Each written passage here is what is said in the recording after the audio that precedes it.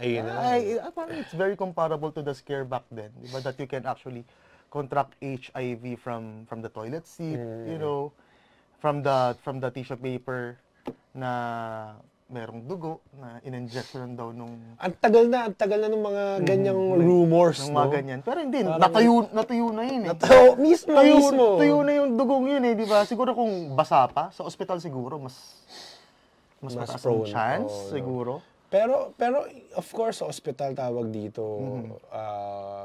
top of the line talaga, or yung measures na tinitake talaga nila, no, to prevent such contamination, talagang tawag dito, ino-observe talaga nila maigi yung mga mahigpit na protocols na yan. Pero eto, no, parang I doubt kasi I have a lot of friends, no, in the tawag dito, in the healthcare industry.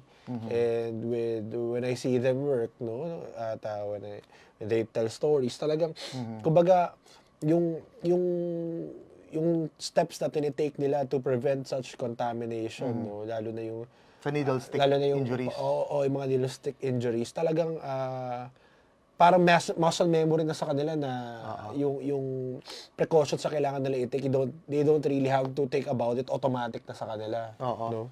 Yeah. So,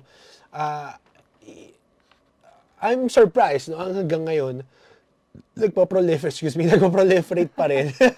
Si Elmer kasi. Wala akong boses eh. Anyway, nagpo-proliferate pa rin yung mga gantong chismis, no?